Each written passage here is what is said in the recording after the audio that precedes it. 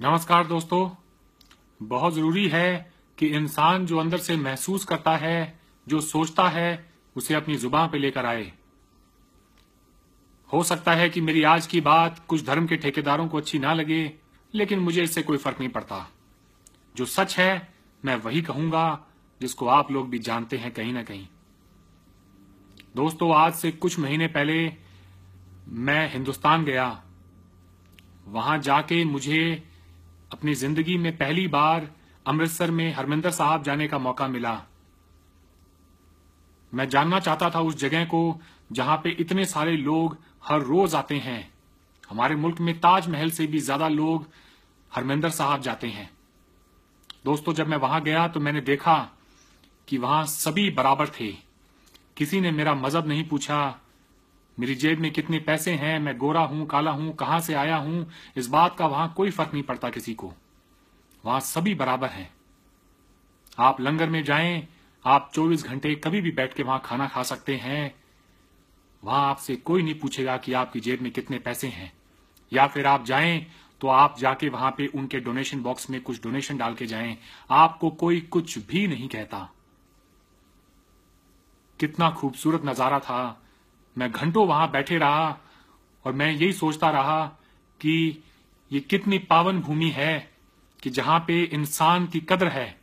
यहां आकर इंसान अपने आप को, अपनी इंसानियत को जिंदा रखता है।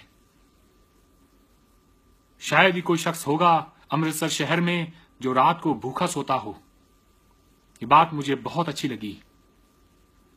मुझे इस बात की फिक्र नहीं थी कि मैं अंदर टेंपल में जा रहा हूं तो बाहर मेरे जूते चप्पलों का क्या होगा।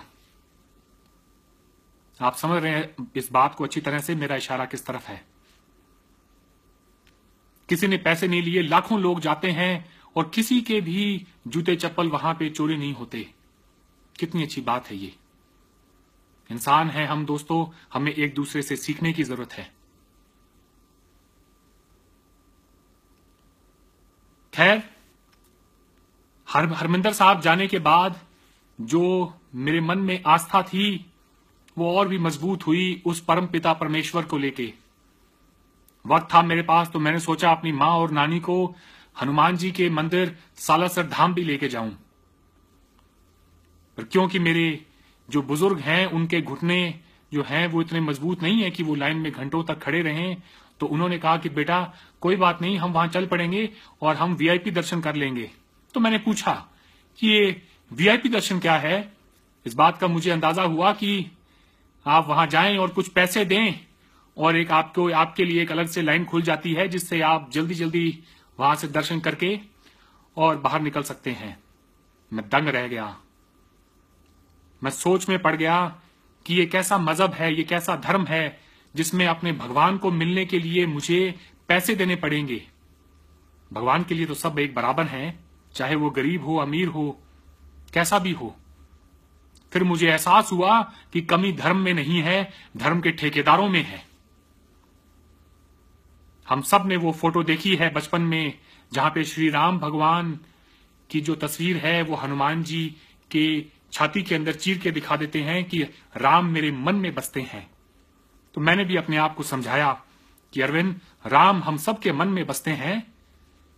इन लोगों की मुझे जरूरत नहीं है जो लोग धर्म के नाम पे और भगवान का सौदा करते हों। और मैंने फैसला किया कि मैं वहां नहीं जाऊंगा। मैं आप लोगों से पूछना चाहता हूं, क्या यह सही है कि भगवान के दर्शन के लिए कुछ लोग पैसे दे के एक वीआईपी लाइन में चले जाएं? मैं आप लोगों से पूछता हूं, भगवान के घर में कोई वीआईपी हो सकता है क्या? वहां तो सभी बराबर हैं। आप गुरुद्वारे में जाएं, चर्च में जाएं, मस्जिद में जाएं, मैंने कोई वीआईपी लाइन नहीं देखी वहां पे। फिर हमारे ही धर्म में ये वीआईपी लाइन क्यों होती है?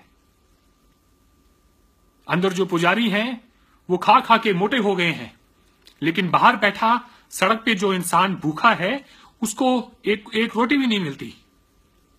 पांवों के अंदर आपका जो है प्रसाद वो वहां पे फैला हुआ है चारों तरफ, लेकिन कोई ये नहीं कहता कि जाओ भाई बाहर जाके कोई जो इंसान बाहर बैठे हैं, भूखे पेट बैठे हैं, उनको भी कोई खाना दे दो। सिख धर्म को आए हुए तो ज्यादा साल नहीं हुए, यही 400 साल हुए हैं। हमारा धर्म तो बहुत पुराना है। हमें हरविंदर साहब से कुछ सीखना चाहिए।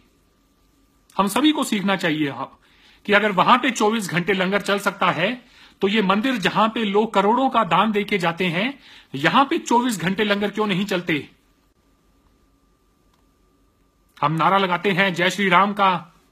राम भगवान ये तो नहीं चाहते थे, हनुमान जी ये तो नहीं चाहते थे कि कोई उनके दर पर आए और पैसे देके उनके जल्दी दर्शन कर ले।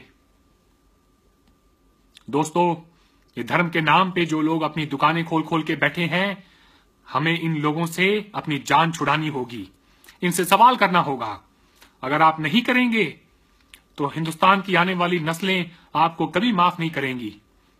इस मुल्क में कितनी गरीबी है, ये बात आपसे छुपी हुई नहीं है। उसके बावजूद हमारे मंदिरों के अंदर खजाने भरे पड़े हैं। हम बर्बाद हो जाएंगे अगर हमारा ये हाल रहा तो। पेट काट काट के अपना, और इन मंदिरों में हम जाके अपना जो चढ़ावा चढ़ा के आते हैं, आखिर किसके लिए? अगर वो पैसा वापस घूम फिर के उन गरीबों तक पहुंचे तब तो फायदा है, वरना क्या फायदा है? आप हरमिंदर साहब की व्यवस्था देखें, वहां लाखों लोग दिन में खाना खाते हैं, 24 घंटे वहां लंगर चलता है। वहां कोई दान दे तो उसे पता होता है कि उसके दान का दिया हुआ पैसा लोगों तक पहुंचेगा। सालासर में वैसी व्यवस्था क्यों नहीं है?